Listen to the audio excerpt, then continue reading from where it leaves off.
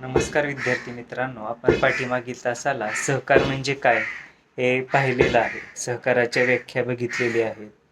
तसंच सहकार व सहकारी संस्था याच्याही व्याख्या आपण बघितलेली आहेत. सहकाराची मूलतत्वे आपण पाहिलेली आहेत.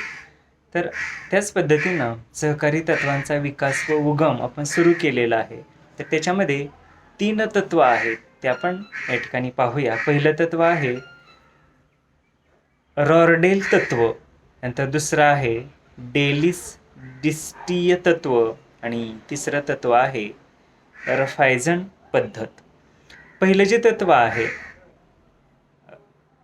रॉरडेल तत्व 1944 मध्ये इंग्लंडमध्ये रॉरडेल येथील विणकऱ्याने स्थापन केलेल्या सहकारी ग्राहक भांडाराच्या स्थापनेमुळेच याला रॉरडेल तत्व असं म्हटलेलं आहे. म्हणजे ठिकाणाचं नाव आहे इंग्लंडमधील रॉरडेल, म्हणून त्याला रॉरडेल तत्व असं या ठिकाणी आपण म्हणूया. तर हे जे तत्व आहे त्या तत्वानुसार आपणाला काही विविध तत्व मांडता येतील किंवा या रॉरडेल तत्वामध्ये समाविष्ट असणारी सहकाराची तत्व आपण बघूया. पहिलं तत्व आहे खुले सभासदत्व. खुले सभासदत्व म्हणजे कोणीही या ठिकाणी या सहकारी संस्थेमध्ये सभासद होऊ शकतो, त्यालाच खुले सभासदत्व असं म्हणता येईल. त्यानंतर दुसरं तत्व आहे भांडवलावर मर्यादित व्याज. जे भांडवल उपलब्ध होणार आहे या सहकारी संस्थेतून त्या भांडवलावर मर्यादित व्याज आकारलं जाईल, हे एक तत्व महत्त्वाचं आहे.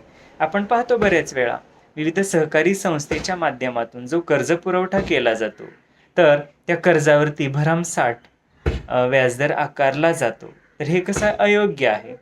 त्याच्यामुळं या संस्थेतून जी काही सुविधा मिळणार आहे तर ती ग्राहकापर्यंत किंवा शेतकऱ्यापर्यंत किंवा जे काही उद्योजक आहेत, व्यापारी आहेत, त्यांच्यापर्यंत पोहोचणार नाही असं आपणाला म्हणता येईल. म्हणून हे दुसरं तत्व आपण लक्षात ठेवणं गरजेचं आहे. ते म्हणजे भांडवलावर मर्यादित व्याज.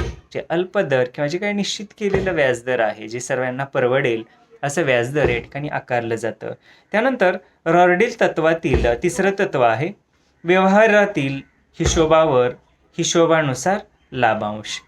जे व्यवहारामध्ये जो हिशोब होणार आहे तसंच हिशोबानुसार लाभांश या ठिकाणी मिळू शकतो. म्हणजे किती व्याज दिलेलं आहे त्याच पद्धतीनं ते व्याजदर कशा पद्धतीनं आकारलेला आहे, त्याची जी परतफेड आहे, याचा जो अंतिम हिशोब केला जातो, तर त्या हिशोबानुसार लाभांश मिळाला पाहिजे, ह्या तत्वावर ही सहकारी संस्था स्थापन केलेली होती असे आपणाला म्हणता येईल. त्यानंतर चौथं तत्व आहे लोकशाहीचे नियंत्रण.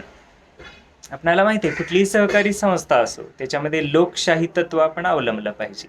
जे लोकशाही पद्धतीनं कामकाज कार्य त्या ठिकाणी चालणं आवश्यक आहे. सर्व सभासद, त्यांची मतमतांतरं, व्याजदर किती घ्यायचा, ठेवी किती ठेवायच्या, गंगाजळी किती असली पाहिजे, प्रतिवर्षी व्याजदर किती निश्चित करायचा, किती प्रमाणात कर्ज वाटप करायचं, म्हणजे अशी जे काही विविध ध्येय धोरणं आहेत किंवा कामकाज आहे त्याविषयी किंवा त्यामध्ये लोकशाही तत्व विचारात घेण्याची आवश्यकता आहे. तर हे या सहकारी संस्थेचं महत्त्वाचं तत्व आहे असं आपणाला म्हणता येईल. त्यानंतर रोखीचे व्यवहार. जे कुठलीही सहकारी संस्था असो त्याच्यामध्ये रोखीनं व्यवहार होण्याची आवश्यकता आहे. हे तत्व जेव्हा अवलंबू त्यावेळेसच ती संस्था फायदेशीर ठरणार आहे. रोख रक्कम ठेवी स्वरूपात घेणं किंवा व्याज दर रोख स्वरूपात जमा करणं, कर्ज उपलब्धी रोख स्वरूपात देणं, असे रोखीने व्यवहार होण्याचं जे तत्व आहे ते सहकारी संस्थेमध्ये अवलंबलं पाहिजे. रॉरडेल तत्व सुद्धा हेच सांगतं. त्यानंतर पुढचं तत्व आहे राजकीय व धार्मिक व्यवस्था. जे राजकीय व धार्मिक व्यवस्था याबाबत आपणाला असं सांगता येईल, जे याबाबत तटस्थ असलं पाहिजे. जे राजकीय कुठलाही दबाव या सहकारी संस्थेमध्ये असता कामा नये किंवा धार्मिक दबाव कुठल्याही प्रकारे या सहकारी संस्थेमध्ये असता कामा नये. हल्ली आपण पाहतो किंवा राजकारण किंवा धर्मकारण म्हणतो, तर यामुळं काय होतं तर सहकारी संस्था डबघाईला येतात. आपण पाहतो राजकीय दबावापोटी कायदे बाजूला ठेवून, रीतसर नियम बाजूला ठेवून कर्ज पुरवठा केला जातो, व्याजदर कसे आकारले जातात.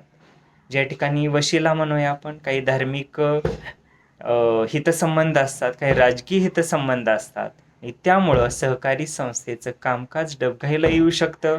जे विविध प्रकारची जे वशिलेबाजी आहे किंवा माझं तुझं आहे, अशी तत्व ही बाजूला ठेवून सहकारी संस्था चालवण्याची आवश्यकता आहे. तर रॉरडेल तत्व सुद्धा हे सांगतं की कुठल्याही प्रकारचा राजकीय दबाव किंवा धार्मिक बाबतीत तटस्थ राहून सहकारी संस्था कामकाज करणं आवश्यक आहे. त्यानंतर शेवटचं तत्व आहे शिक्षणात परिवर्तन. जे या ठिकाणी असं आपणाला म्हणता येईल की रॉरडेल तत्वातील हे महत्त्वाचं तत्व आहे, शिक्षणात परिवर्तन. जी काही शिक्षण पद्धती आहे त्यामध्ये परिवर्तन घडवून आणण्याचं कार्य सहकारी संस्था करत असतात. आपल्याला माहिती आहे शिक्षण हे कसं आहे तर मानवी जीवनाचा एक महत्त्वाचा घटक आहे. लोकांना शिक्षण दिलं पाहिजे, समाज शिक्षित झाला पाहिजे. तर अशी तत्व किंवा जी समाजोपयोगी तत्व आहेत तर तीही या सहकारी संस्थेच्या माध्यमातून राबवण्याची आवश्यकता आहे. त्यानंतर पुढचं दुसरं तत्व बघूया आपण, डेलिस डिस्टीय तत्व.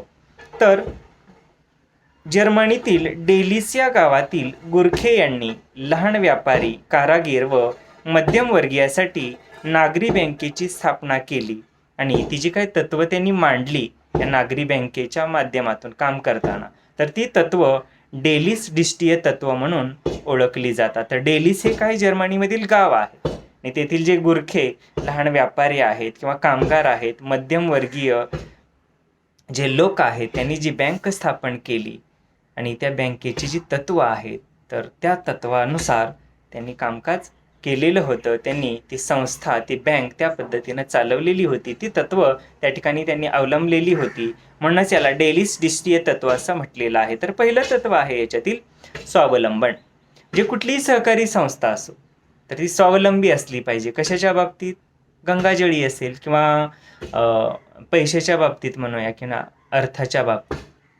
एखादी पतसंस्था असेल, ती पतसंस्था सभासदाकडून ठेवीच्या स्वरूपात, हुंड्याच्या स्वरूपात काय करते?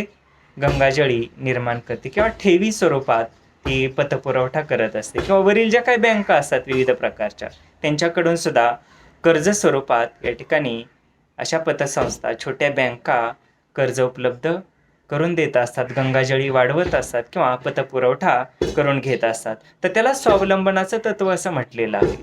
जे ही जी काही डेलिस डिस्टीय किंवा डेलिस बँक जी आहे तर तिनं अवलंबलेलं हे तत्व आहे किंवा त्यांनी मांडलेलं हे तत्व आहे. म्हणजे कुठली वित्तीय संस्था ही पैशाच्या बाबतीत किंवा कामकाजाच्या बाबतीत स्वावलंबन किंवा स्वायत्त असली पाहिजे. म्हणजे स्वतःच्या पायावरती उभं राहण्याची आवश्यकता आहे. त्यानंतर दुसरं तत्व आहे व्यवहारातले व्यापक क्षेत्र. जे व्यवहारामध्ये कुठलीही संस्था असो, सहकारी संस्था किंवा पतसंस्था असो, ती जेव्हा व्यवहार करू लागते त्यावेळेस त्या पतसंस्थेचं कार्यक्षेत्र हे व्यापण्याची आवश्यकता आहे. व्यापलं पाहिजे. दरवर्षी कार्यक्षेत्र व्यापलं पाहिजे, शाखा वाढवल्या पाहिजेत, सभासदांची संख्या जी आहे ती वाढवली पाहिजे, गंगाजळी वाढवली पाहिजे. त्याच पद्धतीनं कर्ज पुरवठा जो आहे तो सुद्धा दरवर्षी वाढवण्याची आवश्यकता आहे. त्यालाच व्यापक कार्यक्षेत्र किंवा व्यापकतेचं तत्व किंवा व्यापक क्षेत्र असे आपणाला म्हणता येईल.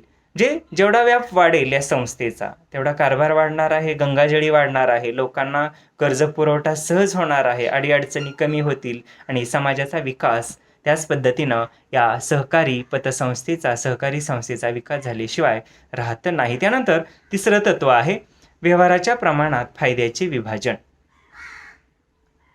जेच या ठिकाणी आपल्याला म्हणता येईल व्यवहार जेवढ्या प्रमाणात झालेला आहे तेवढ्या प्रमाणात फायद्याचे विभाजन करण्याची आवश्यकता आहे.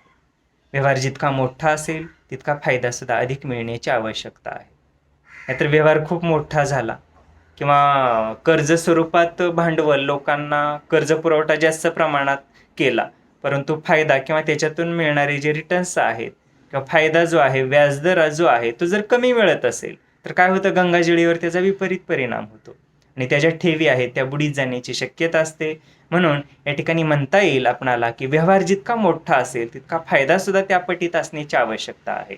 या उलट जर झालं तर ती सहकारी संस्था निश्चितच डबघाईला येईल, तिचं कामकाज गुंडाळल्याशिवाय राहणार नाही. म्हणून हे तत्व आपण लक्षात घेऊन सहकारी संस्थांची स्थापना किंवा कामकाज करण्याची आवश्यकता आहे. त्यानंतर चौथं तत्व आहे भांडवलावर आकर्षक व्याज. म्हणजे काय भांडवल उपलब्ध करून दिलं जातं लोकांना, कर्जदारांना किंवा आपण उद्योजकांना म्हणूया, व्यापाऱ्यांना किंवा जे काही बेरोजगार आहेत त्यांच्यासाठी. तर ह्या दिलेल्या व्याजावरती योग्य प्रमाणात किंवा आकर्षक व्याजदर सुद्धा पुरवला पाहिजे किंवा व्याजदराची आकारणी सुद्धा केली पाहिजे. कारण सहकारी संस्था आहे, पैसा मिळवणं हा सुद्धा काही मुख्य हेतू आहेच. कारण पैसा जर नाही मिळवला, व्याजदर जर नाही स्वीकारलं, ते योग्य प्रमाणात जर व्याजदर आकारलं नाही तर निश्चितच जे काही भाग भांडवल आहे ते बुडण्याची शक्यता असते आणि सहकारी संस्था, ती जी काही पतसंस्था आहे ती निश्चितच बुडू शकते आणि तिचं कामकाज आपणाला निश्चितच गुंडाळावं लागणार आहे आणि तो स्थापनेचा जो उद्देश आहे तो असफल होईल. पण आपणाला म्हणता येईल व्याजदर सुद्धा आपण आकर्षक प्रमाणात दिले पाहिजेत. जे लोकांच्या ठेवी असतात, हुंड्या स्वरूपात असेल किंवा फिक्स डिपॉझिट पद्धत असेल, म्हणजे अशा अनेक पद्धती वापरून आपल्या पतसंस्थेचं, सहकारी संस्थेची गंगाजळी ठेवी आपण वाढवत असतो आणि त्या ठेवीच्या स्वरूपात आपण त्या ठेवीदाराला किंवा त्या ग्राहकाला आकर्षक असं व्याज देत असतो. त्या व्याजाच्या जोरावरती आपली संस्था वाढत असते, गंगाजळी वाढत असते किंवा पतपुरवठा वाढत असतो असं आपणाला म्हणता येईल. त्याच पद्धतीनं व्यवहारात कौशल्याची जोपासना. जे कुठली पतसंस्था, सहकारी संस्था चालवायचं म्हटल्यानंतर व्यवहारामध्ये कौशल्याची जोपासना करण्याची आवश्यकता आहे. मग ही कौशल्य वाढवण्याची आवश्यकता आहे. त्या पतसंस्थेमार्फत दिल्या जाणाऱ्या सुविधा वाढवल्या पाहिजेत. आपण वेगवेगळ्या योजना राबवल्या पाहिजेत. जे काही सभासद आहेत त्यांच्यासाठी विविध फॅसिलिटीज किंवा तारण स्वरूपात कर्जाच्या सुविधा असतील, व्याजदर वाढवणं असेल. उदाहरणार्थ आपल्याला सांगता येईल ज्येष्ठ नागरिकासाठी सर्वसामान्य व्याजदरापेक्षा 1% व्याजदर जास्त आहे. जे त्या ज्येष्ठ नागरिकानं जर आपल्याकडे ठेवी ठेवली असतील तर त्याच्यावरती 1% व्याजदर त्याला आपल्याला अधिक द्यावा लागतो. जे अशा ज्या काही सुविधा आहेत, असे जे काही कौशल्य आहेत ते आपण वाढवण्याची आवश्यकता आहे. तर असं हे डेलीच तत्व आपण कुठल्याही व्यापारी किंवा कुठल्याही सहकारी, कुठल्याही पतसंस्थेमध्ये किंवा बँकेमध्ये आपण अवलंबण्याची आवश्यकता आहे. त्याच पद्धतीनं सभासदासाठी मर्यादित कर्ज देणं. जे काही सभासद असतात, नाहीतर काय होतं, तळ राखी तो पाणी चाकी, म्हणजे अशी म्हण आपल्याकडं आहे. सभासद आपण जमा करतो, त्यांच्याकडून काही ठेवी स्वरूपात शेअर्स जमा करतो आणि त्याच सभासदांना जर आपण सारखं कर्ज वाटप करत असू तर ते योग्य नाही. बाकीच्या लोकांच्या लक्षात येतं की बाबा त्याच लोकांना, त्यांच्या सभासदांना जास्तीत जास्त कर्ज दिली जातात, आपला विचार केला जात नाही. त्या ठिकाणी सहकार तत्व आपण अवलंबलं आहे असं म्हणता येणार नाही. आपण हे तत्व लक्षात घेण्याची आवश्यकता आहे की सभासदासाठी मर्यादित कर्ज देणं. जे सभासद लोक आहेत त्यांच्यासाठी वारंवार कर्ज पुरवठा करू नये. जे काही नियम ठरवलेले आहेत त्या ठरवलेल्या नियमानुसारच त्यांना कर्ज दिलं पाहिजे. त्यांना मर्यादित स्वरूपातच कर्ज दिलं पाहिजे. तरच काय होईल, लोकांचा विश्वास वाढतो आणि ती पतसंस्था, ती सहकारी संस्था, ती जी बँक आहे तिचं कामकाज चांगल्या पद्धतीनं चालू शकतो. लोकांचा विश्वास त्या बँकेवरती बसू शकतो. म्हणून आपण हे तत्व अवलंबण्याची आवश्यकता आहे. त्यानंतर 7वं तत्व आहे डेली तत्वातील, ते म्हणजे 10% नफ्याचा भाग राखीव निधी म्हणून जमा करणं. जे त्या बँकेला, त्या पतसंस्थेला दरवर्षी जो काही नफा होतोय तर त्या नफ्यापैकी 10% जो भाग आहे किंवा 10% जो नफा आहे तो राखीव निधी म्हणून जमा करण्याची आवश्यकता आहे. जो 100% नफा होतो तो जर आपण वाटत बसलो किंवा तो जर विकास कामासाठी आपण खर्च केला तर काय होईल, गंगाजळी कमी होईल, ठेवी कमी होतील किंवा जी काय आपली मर्यादित सीमा आहे किंवा जे काय आपल्या ठेवी आहेत त्या ठेवी कमी होऊ शकतात, गंगाजळी कमी होऊ शकते. म्हणून दरवर्षी होणाऱ्या नफ्यापैकी 10% नफा किंवा तो भाग आपण राखीव निधी म्हणून तसाच ठेवण्याची आवश्यकता आहे. त्याचा वापर त्या ठिकाणी कर्ज पुरवठ्यासाठी किंवा इतर योजनेसाठी, विकास कामासाठी कदापिही करता कामा नये. अशी तत्व आपणाला डेलिस डिस्टीय तत्व म्हणून लक्षात येतात, ही तत्व आपण सहकारी संस्थेमध्ये अवलंबण्याची आवश्यकता आहे. त्यानंतर तिसरं जे तत्व आहे ते म्हणजे रफायझन पद्धत. तर 1962 मध्ये जर्मनीतील रफायझन यांनी, जे त्या व्यक्तीचं नाव आहे, शेतकऱ्यांची सावकाराच्या तावडीतून सुटका करण्यासाठी शेती सहकारी संस्था स्थापन केली आणि या संस्थेची तत्व ही रफायझन पद्धत किंवा रफायझन तत्व म्हणून ओळखली जातात. जे रफायझन या शहरातील जे काही शेतकरी आहेत त्यांनी एकत्रित येऊन सहकारी शेती संस्था स्थापन केली 1962 मध्ये आणि त्यांनी जी तत्व अवलंबली ती संस्था चालण्यासाठी, ती शेती सहकारी संस्था कामकाज तिचं चालण्यासाठी, तर ती तत्व ही रफायझन पद्धत किंवा रफायझन तत्व म्हणून आजही काय आहे तर आपण ती अवलंबण्याची आवश्यकता आहे. तर पहिलं तत्व आहे त्याच्यातील पाठीमागे हे तत्व गेलेलं आहे ते म्हणजे स्वावलंबन. जे कुठलीही सहकारी संस्था असो ती स्वावलंबी होण्याची आवश्यकता आहे.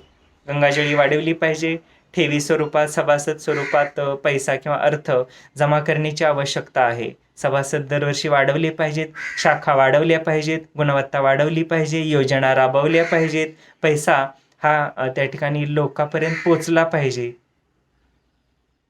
जेणेकरून काय होईल तर ती संस्था स्वावलंबी होऊ शकते आणि स्वावलंबी संस्थाच पुढं काय करू शकते, लोकांना जास्तीत जास्त प्रमाणात कर्जाचा पुरवठा करू शकते, त्यांच्याकडून व्याजदर मिळू शकतो. म्हणजे एकूण जे चलन आहे ते फिरतं राहतं आणि ती संस्था सुद्धा काय होते, ऊर्जित अवस्था त्याला येते, विकास पावते आणि शाखा वाढतात आणि त्या संस्थेचा समाजामध्ये नावलौकिक झाल्याशिवाय राहतं नाही. म्हणून आपल्याला म्हणता येईल स्वावलंबन तत्व हे सहकारी संस्थेमध्ये आपण अवलंबलं पाहिजे. तसंच मर्यादित क्षेत्र,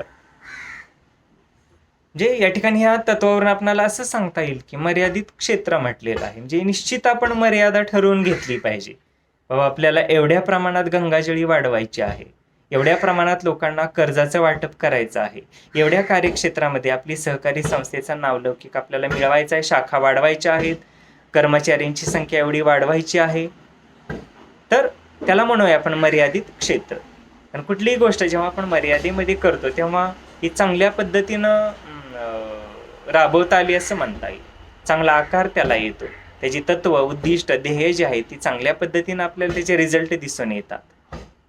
आपल्याला म्हणता येईल की मर्यादित क्षेत्र निश्चित करणं आणि त्याच्या माध्यमातून कर्जाचा पुरवठा करणं किंवा त्या क्षेत्राशी निगडीत सहकारी संस्था तिचं कामकाज चालू ठेवणं, तर हेही तत्व आपण या संस्थेमध्ये, सहकारी संस्थेमध्ये, सहकारी बँकेमध्ये, पतसंस्थेमध्ये आपण अवलंबण्याची आवश्यकता आहे. त्यानंतर तिसरं तत्व आहे अविशाल निधीत फायदा जमा करणे. म्हणजे अविशाल निधी जो आहे त्या पतसंस्थेमध्ये, त्या सहकारी संस्थेमध्ये असणारा, तर त्याच्यामध्ये फायदा म्हणजेच नफा जमा करणं हे सुद्धा तत्व आपण अवलंबलं पाहिजे. कारण दरवर्षी होणारा फायदा जर आपण खर्चत गेलो, एकाच कामासाठी म्हणा, कर्मचाऱ्यांचा निधी म्हणा, काही विविध योजनेसाठी म्हणा, तर त्याच्यामुळं काय होतं, गंगाजळी कमी होऊ शकते. जसं आपण डेली तत्वामध्ये पाहिलं की दरवर्षी होणाऱ्या नफ्यापैकी 10% नफा कसा राखीव म्हणून ठेवायचा, जे ते तत्व आपल्याला या ठिकाणी थोडंसं मिळतं जुळतं आहे. जे एकूणच अविशाल निधीत फायदा जमा करणं हे तत्व आपण अवलंबलं पाहिजे. तो निधी आपण टाकण्याची आवश्यकता आहे, तो निधी संरक्षित ठेवण्याची आवश्यकता आहे, जेणेकरून एक आकस्मिक परिस्थितीमध्ये आपणाला त्या निधीचा उपयोग करून घेता येतो. त्याच पद्धतीनं पुढचं तत्व आहे निधीशी प्राप्त सभासदांची तरतूद. जो निधी प्राप्त झालेला आहे त्याच्याशी निगडीत सभासदांची सुद्धा तरतूद असण्याची आवश्यकता आहे.